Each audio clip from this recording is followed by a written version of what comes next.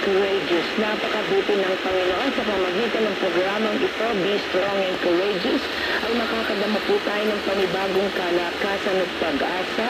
May pagkakalog ni Lord sa bawat sako na nakikinig ngayong umaga. Be Strong and Courageous every Wednesday po tayo. Dito lamang po sa himpilan ng DWAD, 1098 kHz in Bonn.